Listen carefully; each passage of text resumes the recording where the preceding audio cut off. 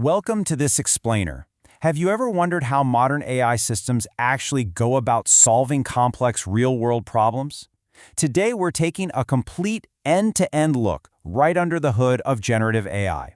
We're going to map out exactly how we get from a simple chatbot that just answers your questions all the way to a fully autonomous AI agent that can actively accomplish tasks on your behalf.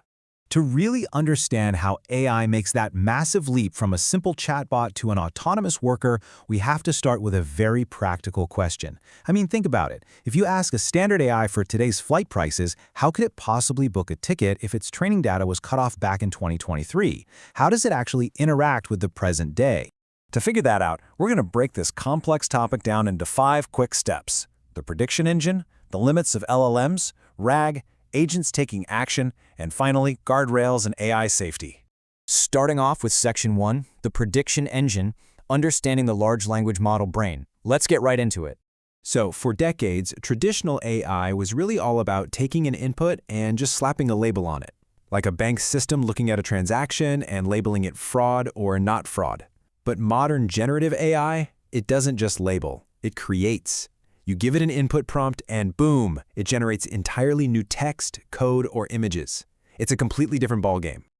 But underneath all that magic, an LLM like ChatGPT is essentially a highly advanced mimicking parrot. We actually call it a stochastic parrot.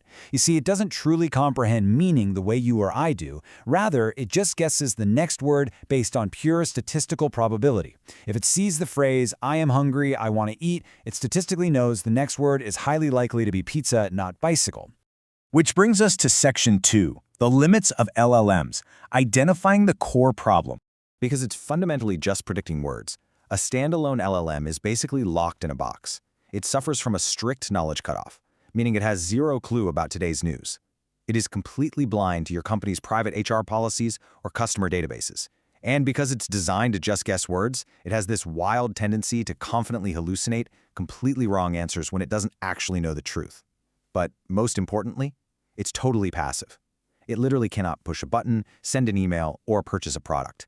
So how do we fix that? Section 3, RAG, the open book solution, solving the knowledge gap. Imagine handing a brilliant computer science student a microbiology test. They'd fail, right? But if you give them a microbiology textbook right alongside the test, they can use their reading comprehension skills to find the correct answers. Well, that is retrieval augmented generation, or RAG. It completely fixes the hallucination issue because the AI is restricted to finding answers exclusively within the documents you provide it.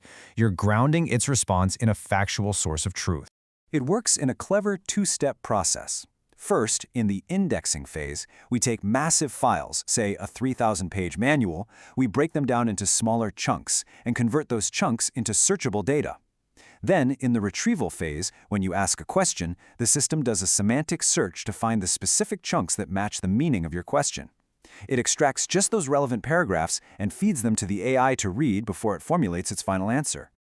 Now that it can read, Section 4, agents taking autonomous action, solving the action gap. To transform a passive chatbot into an active, autonomous system, you need a very specific recipe. An agent uses the LLM as its reasoning brain, those RAG databases for knowledge, and memory to recall the context of your conversation. But the absolute game changer here, adding tools.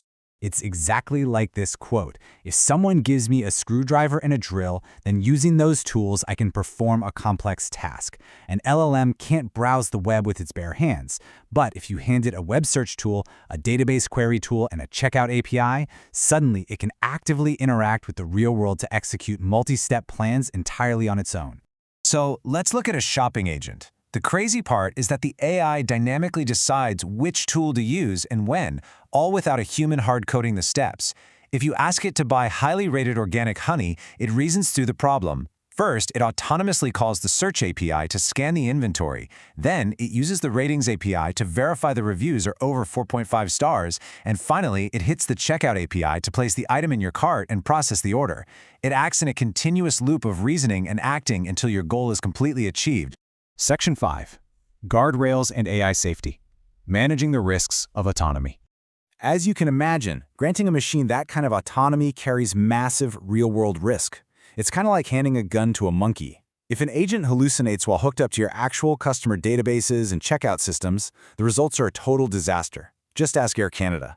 They face lawsuits when their unmonitored chatbot confidently promised customers completely fake refund policies. To prevent nightmares like that, developers have to implement strict middleware guardrails. Think of these like a bouncer at a club, intercepting and filtering both what the user asks and what the AI attempts to output.